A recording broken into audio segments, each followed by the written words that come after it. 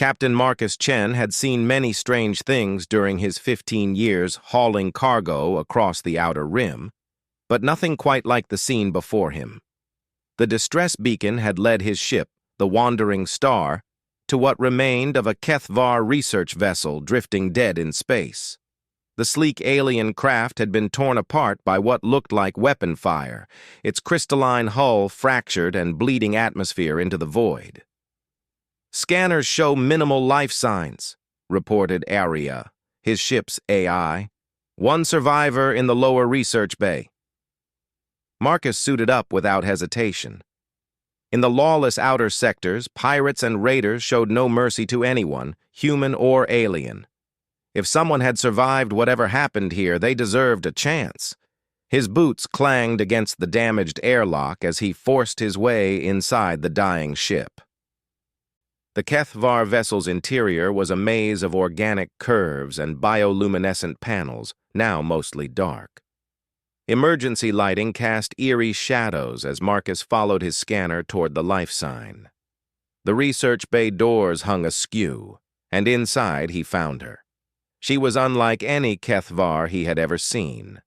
Where most of her species were tall and ethereal with pale, almost translucent skin, this one was small and compact. Her skin held a faint golden shimmer, and intricate patterns of darker gold traced across her arms and face like living tattoos. She was unconscious, curled in a corner near what appeared to be some kind of stasis pod that had been violently torn open. Marcus checked her vital signs with his scanner. Weak, but stable. Whatever had happened here, she was the only survivor. He carefully lifted her slight form and carried her back to his ship, noting how she seemed to weigh almost nothing despite being clearly adult. Once aboard the Wandering Star, he placed her in his small medical bay and let Aria run a full diagnostic. The AI's findings were puzzling. "Captain, this individual shows significant genetic divergence from standard HFY physiology. The golden markings appear to be some form of biotech integration, possibly experimental. I'm also detecting trace amounts of an unknown compound in her bloodstream." "Is she stable?" "For now. However, I recommend caution. The genetic modifications are extensive and purpose unknown." Marcus ignored the warning. He had seen too many good beings die in the cold of space to abandon someone now. He set course for Nexus Station, the nearest port where she might find medical help or transportation back to HFY space. She woke 3 days later while Marcus was in the galley preparing his morning coffee. The ship's proximity alarms chimed softly, indicating someone moving in the medical bay. He found her sitting up on the examination table, those large, luminous eyes taking in her surroundings with sharp intelligence. "Where am I?" she asked in perfect standard, though her voice carried an unusual harmonic quality that made it sound almost musical. "Aboard my cargo hauler, the Wandering Star. I'm Captain Marcus Chen. I found you on that research vessel after picking up your distress beacon." She was quiet for a long moment, those golden patterns on her skin seeming to pulse faintly. "The others?" Marcus shook his head. "I'm sorry. You were the only survivor." Her face remained impassive, but he caught a brief flicker of something, pain, perhaps, or loss, before she composed herself again. "I am Zarathi. I was part of an experimental program." "What kind of program?" She hesitated, then seemed to make a decision. "My people were trying to create enhanced individuals, faster, stronger, more adaptable. I was one of the test subjects." She gestured to the golden markings on her skin. "These are neural interfaces, biomechanical augmentations that allow me to interface directly with technology." Marcus felt a chill.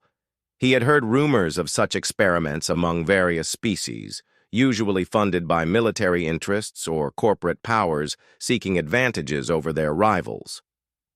"What happened to your ship?" "Pirates found us."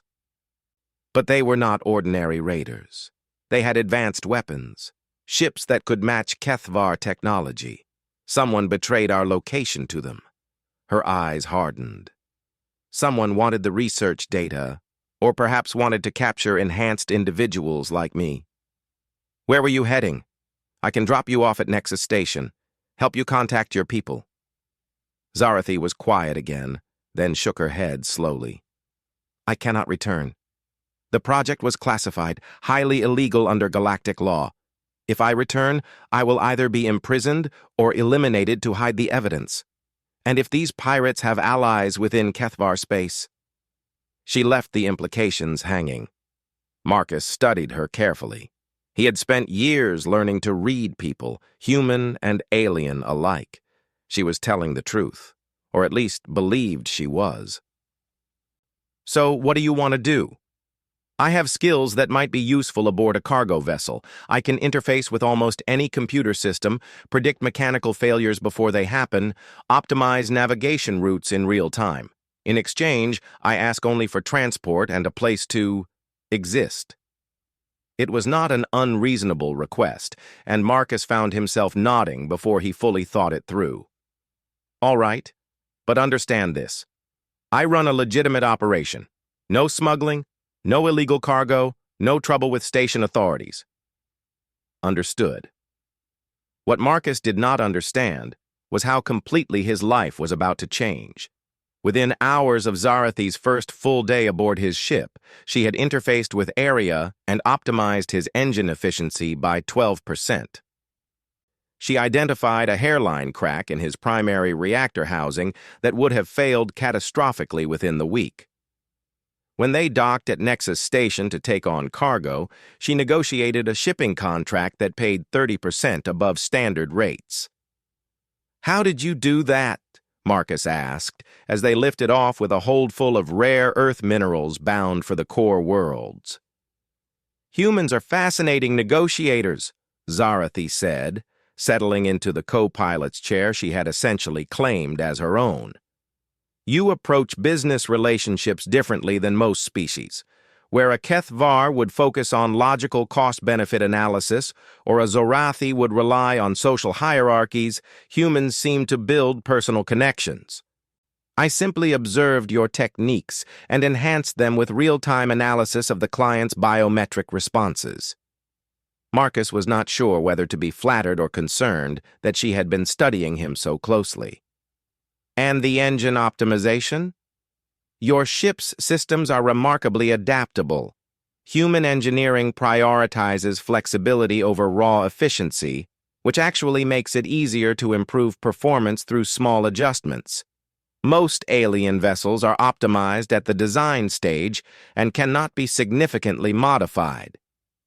As the days turned to weeks, Marcus began to appreciate having Zarathi aboard for reasons beyond her technical skills.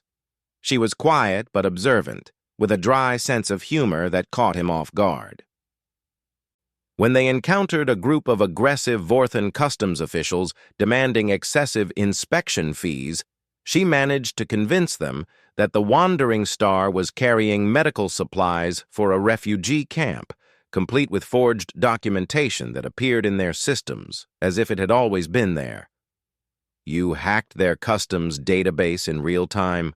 Marcus asked once they were safely in hyperspace. I prefer to think of it as creative data interpretation, she replied with what he was learning to recognize as her version of a smile. But it was during their stop at Frontier's Edge, a rough mining station on the border between civilized space and the lawless Outer Rim, that Marcus truly began to understand what he had gotten himself into. They were in the station's cantina, negotiating for a cargo run to the agricultural worlds, when trouble found them. The Drakmor were a warrior species known for their aggression and their tendency to settle disputes with violence. 3 of them approached Marcus's table, their reptilian features twisted with hostility. Human, the largest one growled, we claim salvage rights to the Kethvar research vessel you raided. You will surrender any technology or specimens you recovered. Marcus kept his voice level. I answered a distress call and rescued a survivor. No salvage was claimed. Lie. Our sources confirm you took valuable experimental subjects. Hand over the enhanced Kethvar or face the consequences. Marcus felt his blood chill. Someone had been tracking them, had known exactly what to look for. He started to stand, ready to fight if necessary, when Zarathi's hand touched his wrist. The golden patterns on her skin began to glow more brightly. "Actually," she said in that musical voice, "I think you will find that your information is incorrect." The lead Drakmor laughed harshly. "Small Kethvar, you speak boldly for experimental meat." What happened next would be burned into Marcus's memory forever. Zarathi smiled, and every piece of technology in the cantina began to malfunction simultaneously. Lights flickered, communication devices screeched with feedback, and the Drakmor's weapons simply stopped working. Their armor's power systems shut down, leaving them vulnerable and confused. "I am not experimental meat," Zarathi said conversationally as chaos erupted around them.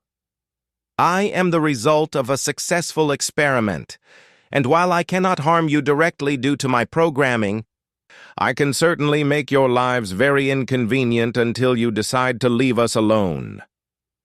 The cantina's main display screens all flickered to life, showing detailed intelligence files on each of the 3 Drakmor. Their real names, criminal records, outstanding bounties, and current locations were suddenly being broadcast to every bounty hunter's network in the sector. The Drakmor looked around in growing panic as their cover identities dissolved before their eyes. The largest one snarled at Zarathi, but she simply gestured, and his personal communicator began loudly broadcasting his exact coordinates to anyone listening. "I suggest you leave," she said pleasantly, "before the bounty hunters arrive." They left. As the cantina slowly returned to normal, other patrons gave Marcus and Zarathi a wide berth. Word would spread quickly about the human captain and his mysterious companion who could control technology with a thought. "You could have told me you were that enhanced," Marcus said quietly, as they made their way back to the ship. "Would it have changed your decision to help me?" Marcus considered the question honestly. "No." "Then why does it matter now?" That night, as the wandering star cruised through hyperspace toward their next destination, Marcus found himself on the bridge staring out at the swirling lights of faster-than-light travel. Zarathi joined him, settling into her usual spot in the co-pilot's chair. "You are troubled," she observed. "Those Drakmor knew exactly what to look for. Someone's been tracking us, probably since we left that research vessel." "Yes, I have been monitoring communications traffic. There are at least 3 different groups looking for me specifically: military contractors, corporate interests, and what appear to be the same pirates who destroyed my ship." "Any of them you want to avoid more than the others?" Zarathi considered the question. "The military contractors would likely treat me as a valuable asset to be studied and replicated. The corporations would want to reverse engineer my augmentations for profit. The pirates..." She paused. "The pirates simply want me dead to eliminate evidence of their involvement in destroying the research facility." Cheerful options all around. "There is another possibility," she said quietly. "I could disable my augmentations, remove the neural interfaces. It would make me a normal Kethvar again, no longer valuable to any of these groups." Marcus looked at her sharply. "Would that kill you?" "Not immediately, but the augmentations are deeply integrated into my nervous system. Removing them would leave me diminished, slower, weaker, unable to interface with technology. I would essentially become a different person." "That's not an option." "Why not? It would solve the problem." Marcus turned to face her fully. "Because you're not a problem to be solved. You're a person who deserves to live as herself, not as some reduced version designed to make other people more comfortable." Zarathi stared at him for a long moment, those luminous eyes searching his face. "You continually surprise me, Marcus Chen." "How so?" "Most beings, when faced with the complications I bring to their lives, would choose the path of least resistance. Yet you consistently choose to accept those complications rather than ask me to change who I am." Marcus shrugged. "Maybe that's just a human thing. We tend to be stubborn about stuff like that." As if summoned by his words, Arya's voice filled the bridge. "Captain, I'm detecting multiple ships dropping out of hyperspace behind us. Configuration matches known pirate vessels. They are attempting to jam our communications." Marcus was already moving toward the pilot's seat when he felt Zarathi's hand on his arm again. This time, the golden patterns on her skin weren't just glowing. They were pulsing in complex sequences. "Let me help," she said. "What can you do against an entire pirate fleet?" Her smile was sharp and dangerous. "You are about to find out exactly what a successfully enhanced HFY is capable of." The pirate fleet consisted of 6 ships, ranging from converted cargo haulers bristling with weapons to a sleek destroyer that Marcus recognized as military surplus from the Terran-Altarian War. They moved with practiced coordination, spreading out to prevent any escape while maintaining weapons lock on the Wandering Star. "This is Commander Vex of the Crimson Fleet," came the transmission, crackling through the jamming field. "Cargo vessel Wandering Star, you are carrying stolen property. Surrender the enhanced specimen, and we will allow you to live." Marcus looked at Zarathi, who had closed her eyes and placed both hands flat against the console. The golden patterns on her skin were now pulsing rapidly, and he could hear a faint humming sound that seemed to resonate through the ship's hull. "Arya, evasive maneuvers," he ordered, then opened a channel to the pirates. "This is Captain Chen. I don't know what you think I have, but I'm just a cargo hauler trying to make an honest living." The response was a warning shot that rocked the Wandering Star. Marcus gripped his console as the shields flared. "Your honest living ends today, human. We know exactly what you rescued from that research vessel. Hand over the augmented HFY and die quickly, or we will take her from your wreckage." That was when Zarathi opened her eyes, and Marcus saw something that made him understand why someone would create enhanced soldiers. Her pupils had dilated until her eyes were almost completely black, and when she spoke, her voice carried harmonics that human ears could barely detect. "Marcus, I need you to trust me completely. Can you do that?" "What are you planning?" "Something that will either save us or get us both killed very quickly." The ship shuddered under another weapons barrage, stronger this time. Warning lights flashed as the shields dropped to 60%. "Do it," Marcus said. Zarathi pressed both hands against the main console, and suddenly every system on the Wandering Star came alive in ways Marcus had never experienced. The engines surged with power beyond their rated specifications. The shields reconfigured themselves into patterns that shouldn't have been possible, and the navigation computer began plotting courses through space that defied conventional physics. But more than that, Marcus could feel her consciousness spreading through the ship's systems like water finding its level. The Wandering Star was no longer just a machine he piloted. It was an extension of Zarathi's will, responsive to her thoughts in real time. "Hold on," she whispered, and the ship moved. It wasn't evasive maneuvering as Marcus understood it. The Wandering Star flowed through space like a living thing, anticipating the pirates' weapons fire and sliding away from it with impossible grace.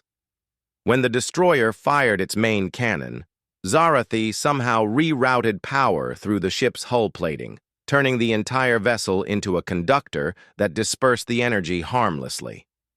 "Impossible," came Commander Vex's voice over the comm. "No cargo hauler can move like that." "You want impossible?" Zarathi murmured, her voice now carrying a dangerous edge. "Let me show you impossible." The Wandering Star's cargo bay doors opened, but instead of venting atmosphere, Zarathi had somehow reconfigured the magnetic containment fields to create a focused beam of charged particles. The improvised weapon lanced out and struck one of the pirate vessels, overloading its systems and leaving it drifting dead in space. "She's weaponized a cargo hauler," someone shouted over the pirate communications. "How is she doing that?" Marcus was wondering the same thing, but he was too busy watching Zarathy work to ask questions. Her integration with the ship was so complete that she seemed to know what each pirate vessel would do before its own crew did. When two ships moved to flank them, she had already adjusted course to keep them in each other's firing lines. When the destroyer attempted to ram them, she redistributed the ship's mass somehow, making it dense enough to punch through the larger vessel's shields and light enough to avoid being caught in the explosion. But Marcus could see the strain it was putting on her. The golden patterns on her skin were now burning so brightly they hurt to look at directly, and there was a thin line of blood trickling from her nose. "Zarathy, you're pushing too hard." "I can handle it," she said through gritted teeth, but Marcus could hear the lie in her voice. The remaining 4 pirate ships had regrouped and were coordinating their attack. Marcus watched their formation with growing concern. They were setting up for a crossfire pattern that would be impossible to evade, even with Zarathy's enhanced abilities. That was when she did something that would haunt Marcus's dreams for months afterward. Instead of trying to evade, Zarathy flew the wandering star directly toward the center of the formation. At the last second, she somehow phased the ship's hull out of normal space-time, allowing them to pass through the pirate vessels like a ghost.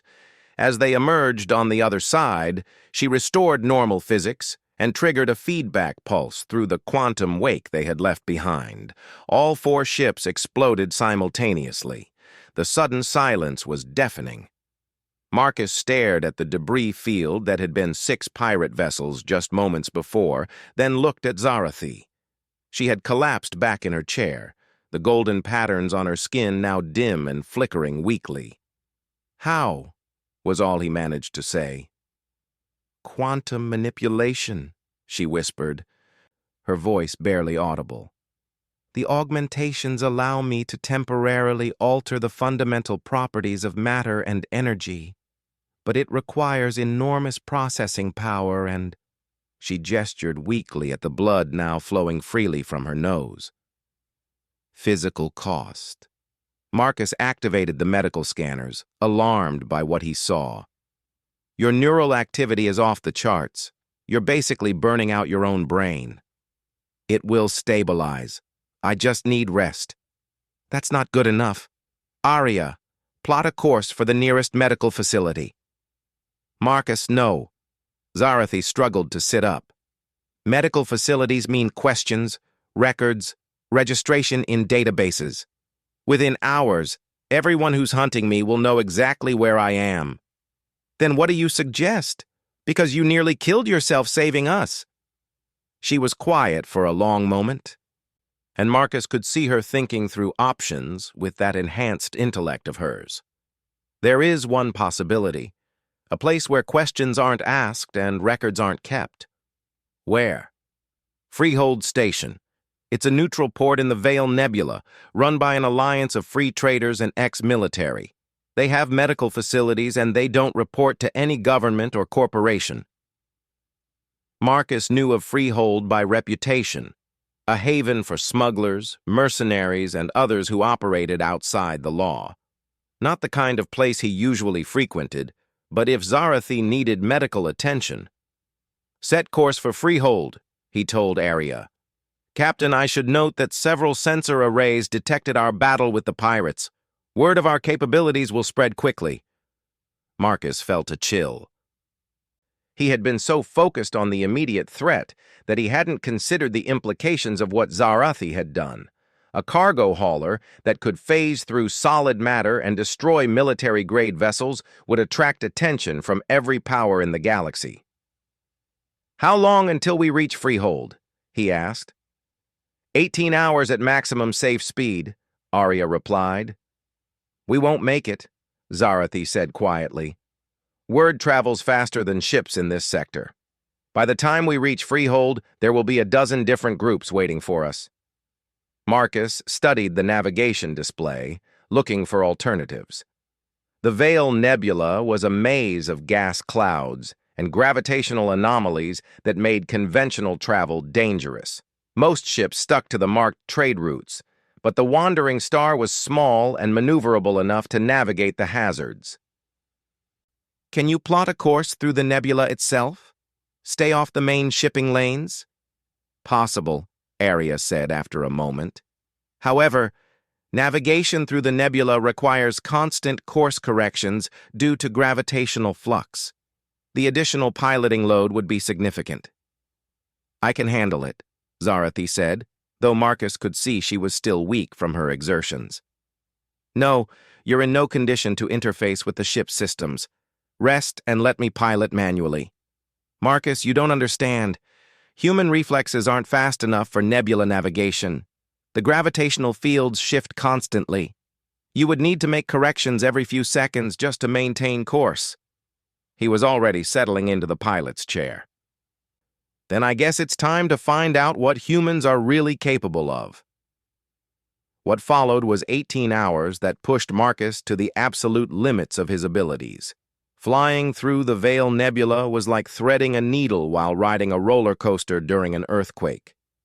Gravity wells appeared and disappeared without warning. Dense gas clouds blocked sensors, and the constant course corrections required split-second timing. But Marcus had been flying for 15 years, and he had something that even the most advanced computer systems lacked: intuition. He could feel when the ship was about to hit a gravity well, could sense the flow of particle streams through the gas clouds.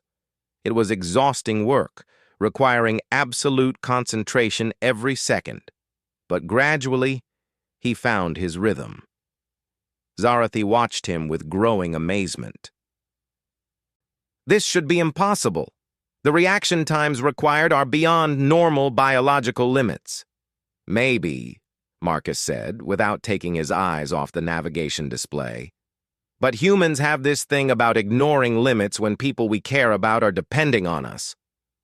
He caught the sharp look she gave him at that comment, but he was too busy avoiding a cluster of gravitational anomalies to elaborate. They finally emerged from the nebula 12 hours later, battered but intact. Freehold Station hung in space before them like a metallic flower, its modular sections radiating out from a central hub. Unlike the sleek elegance of most alien architecture, Freehold had been built by practical people for practical purposes. It looked exactly like what it was, a refuge for those who lived outside the boundaries of civilization. Freehold Control. This is cargo vessel Wandering Star requesting docking clearance, Marcus transmitted. Wandering Star, you're not on our scheduled arrivals list. State your business. Medical emergency. We have an injured crew member who needs attention. There was a pause. Then, proceed to Docking Bay 7. Medical team will meet you there. Be advised that Freehold operates under strict neutrality protocols. All weapons must remain powered down while docked. As they approached the station, Marcus couldn't shake the feeling that they were walking into another trap. But Zarathy needed medical attention, and they didn't have many options. Marcus, she said quietly as they prepared to dock. Before we go aboard the station, there's something you should know. What? The way I've been introducing you to people we meet. I've been calling you my human when I speak to other Kethvar, and identifying myself as belonging to you when dealing with species that understand territorial claims. Marcus paused in his docking preparations. Why? Because in galactic society, an enhanced individual like me is seen as either a weapon to be claimed or a threat to be eliminated. But if I'm understood to be under the protection of a human, that changes the equation entirely. How so? Zarathy's expression was serious. Humans have a reputation, Marcus. Other species know that you will fight to protect those you consider yours, regardless of logic or self-preservation. They know that harming someone under human protection means dealing with the consequences indefinitely. The docking clamps engaged with a soft thud. Through the viewport, Marcus could see armed figures waiting in the docking bay, not threateningly, but with the casual alertness of people who were always ready for trouble. So when we go aboard that station, Zarathy continued, and I introduce you as my human, Everyone listening will understand that I'm not just enhanced, I'm human protected, and that makes me far more dangerous to threaten than any weapon I might carry. Marcus looked at her, understanding dawning. You've been using my species' reputation as a shield. More than that, she said softly. I've been using your personal qualities as proof that the reputation is deserved. The way you ignored danger to rescue me, the way you've refused to profit from my abilities, the way you just spent 12 hours pushing yourself beyond human limits because I needed to reach medical care. All of that demonstrates why humans are both feared and respected throughout the galaxy. The airlock cycled open, and Marcus could hear voices in the docking bay speaking multiple languages. Whatever was waiting for them on Freehold Station, he had the feeling their real adventure was just beginning. The medical bay at Freehold Station was a testament to practical efficiency. Dr. Keening, a Vorthan physician with cybernetic implants covering half his skull, ran diagnostics on Zarathi while Marcus paced nearby. The golden patterns on her skin had stabilized, but they remained dim. Fascinating, Dr. Keening muttered as he reviewed the scanner results. I've never seen biomechanical integration this sophisticated. The neural pathways are completely rewritten, but somehow her core personality matrix remains intact. He looked up at Marcus. Where did you find her? Drifting in a damaged research vessel, Marcus replied carefully. Well, she's stable now, but I'd recommend avoiding any more quantum manipulations for at least a standard week. Her neural tissue needs time to recover from the stress. Dr. Keening's mechanical eye whirred as it focused on something in his readings. The augmentations are remarkable, but they're also slowly burning out her organic components. Each time she uses them to their full capacity, she loses a small portion of her baseline neural function. Marcus felt his blood chill. You're saying that every time she saves our lives, she's dying a little? Not dying exactly, but diminishing. Think of it as trading long-term stability for short-term capability. The doctor's expression was grim. At her current rate of usage, she has perhaps 6 months before the neural degradation becomes irreversible. Is there anything that can be done? The biotech could be removed, but as I understand, the integration is too complete. She would not survive the procedure. Dr. Keening began packing up his equipment. My advice would be to avoid situations that require her to push her abilities to their limits.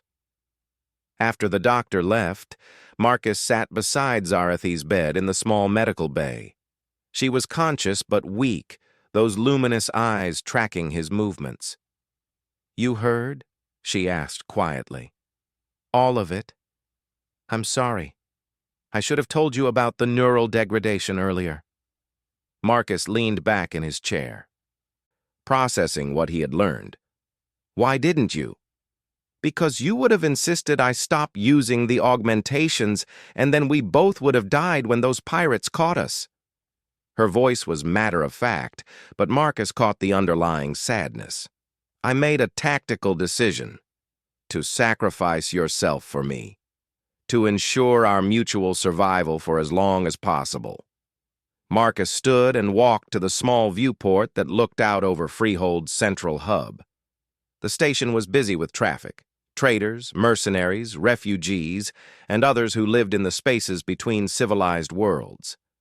There has to be another way. Marcus, you need to understand something about the galaxy beyond human space. Enhanced individuals like me are created as tools, not people. We're designed with built-in limitations to prevent us from becoming too independent. The neural degradation isn't an unintended side effect. It's a feature. That's monstrous. That's galactic politics. Every species that has tried to create enhanced soldiers has learned that unlimited enhancement leads to enhanced individuals who question orders. So they build in safeguards. Marcus turned back to her. What if we could find the people who created the original augmentation technology? Maybe they would know how to stabilize the neural pathways. Zarathi was quiet for a long moment. The original research was conducted by a joint team of scientists from multiple species, but that was over 2 decades ago, and most of them are either dead or have disappeared into deep research facilities. Most of them? There was one researcher, Dr. Elena Vasquez, a human xenobiologist who was instrumental in developing the biomechanical integration techniques. Last I heard, she had established a private research facility somewhere in the Outer Rim. Then we find her. Marcus, she would be working under corporate or military protection. Even if we could locate her facility, getting close enough to ask for help would be nearly impossible. Let me worry about that. Marcus activated his personal communicator and connected to the station's information network. Area. Start a search for any records of Dr. Elena Vasquez. Cross-reference with xenobiology research and biomechanical augmentation. Search initiated. However, I should note that information about classified research personnel is typically restricted or false. While ARIA worked, Marcus noticed increased activity in the docking bay outside their viewport. Several new ships had arrived, and their crews were asking questions about recent arrivals. "We may have a problem," he told Zarathi. "Word is spreading about what happened with the pirates." She struggled to sit up. "How many ships?" "At least 4, maybe more incoming." Marcus checked his sidearm and made sure his ship's remote access codes were ready. "Can you travel?" "I can manage. But Marcus, if we run now, we'll be running for the rest of our lives. Every time word spreads about my capabilities, more people will come hunting." "Then what do you suggest?" Zarathi's eyes took on that hard edge he was beginning to recognize. "We make it clear that hunting me means dealing with my human." Before Marcus could ask what she meant, the medical bay door chimed. A tall figure in armor stepped inside, humanoid but clearly not human, with the distinctive facial ridges of a draconian warrior caste. "I am Thane Korax of the Obsidian Mercenary Company," the figure announced. "I seek the human who commands the enhanced HFY." Marcus stepped forward. "I'm Captain Chen. What do you want?" "My company has been contracted to acquire the enhanced individual for research purposes. We are prepared to offer significant compensation for her transfer to our custody." "She's not for sale." Thane Korax tilted his head. "Perhaps you misunderstand. This is not a negotiation. The enhanced individual is too dangerous to remain in private hands. She will be transferred to proper authorities whether you cooperate or not." "And I think you misunderstand," Marcus replied calmly. "She's under human protection. That means anyone who wants to take her goes through me first." The Draconian's expression shifted to something that might have been amusement. "One human against a full mercenary company? You cannot be serious." "Dead serious, but you're welcome to try." What happened next would become legend in the bars and trading posts throughout the Outer Rim. Thane Korax reached for his weapon, confident that his armor and training gave him an overwhelming advantage over a single human cargo pilot. What he hadn't counted on was 15 years of experience in the roughest ports in the galaxy, or the fact that humans had been perfecting the art of violence for millennia before they ever left their home world. Marcus moved with the fluid economy of motion that came from countless bar fights and dangerous cargo runs.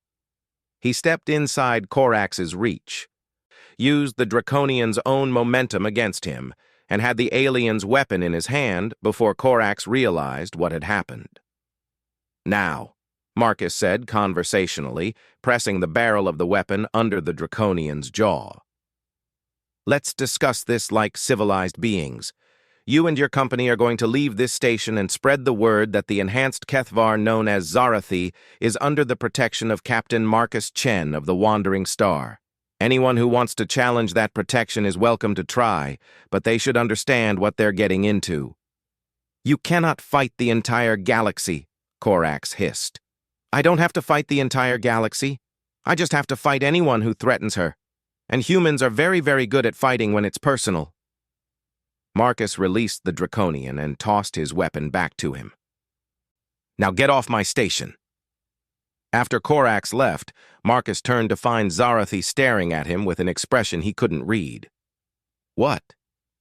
"You just declared war on anyone who would try to use me." "I declared protection for someone I care about. There's a difference." "Is there?" "Because from the perspective of galactic politics, what you just did was claim me as belonging to humanity, with all the implications that carries." Marcus sat down heavily. "What implications?"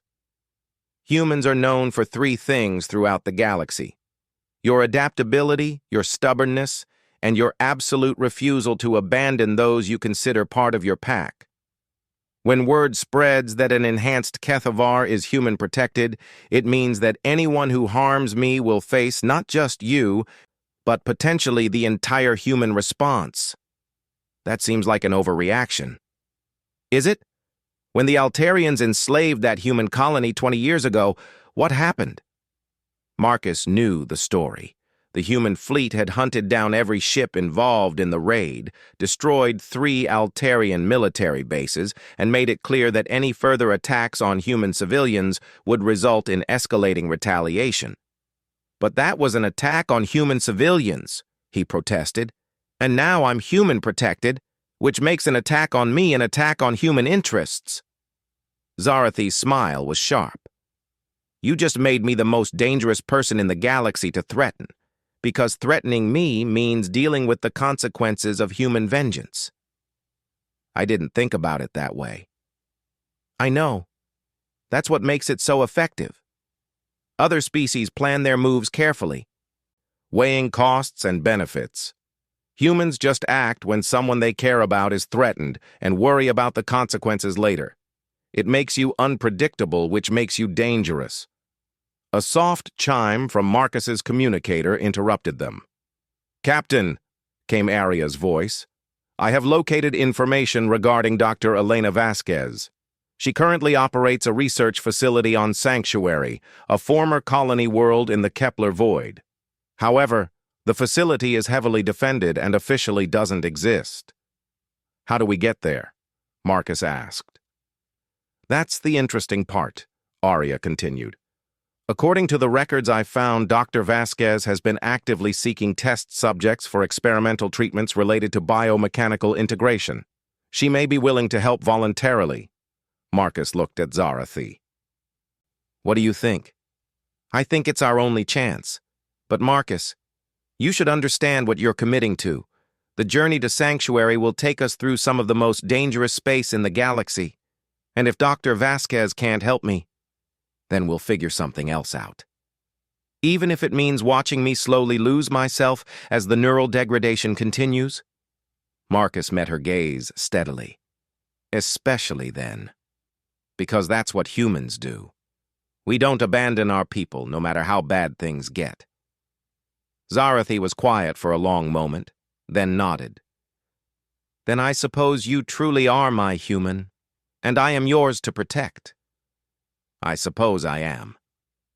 As they prepared to leave Freehold Station, Marcus couldn't help but reflect on how much his life had changed since that day he responded to a distress call. He had been a simple cargo pilot, carrying goods from port to port and staying out of trouble. Now he was apparently the human protector of the most enhanced individual in the galaxy, committed to a journey that would likely end in either her salvation or their mutual destruction. But as he watched Zarathi interface with the ship's systems, her golden markings pulsing with renewed strength, Marcus realized something important. He wouldn't change a thing. Because some things were worth fighting for, regardless of the odds, and protecting someone who had risked everything to save his life was definitely one of them. The wandering star undocked from Freehold Station and set course for the Kepler Void. Behind them, word was already spreading through the galactic communication networks. The enhanced HFY was human protected, and humanity had just made it very clear what that protection meant. In cantinas and trading posts throughout the galaxy, beings who made their living hunting valuable specimens began to reconsider their priorities. Because while an enhanced HFY was certainly valuable, dealing with human vengeance was a price few were willing to pay. Marcus Chen might have started as just another cargo pilot, but he had become something far more significant, proof that humanity's greatest strength wasn't their technology or their weapons, but their absolute refusal to abandon those they chose to protect. And in a galaxy full of beings who calculated costs and benefits before acting, that made humans the most dangerous protectors of all.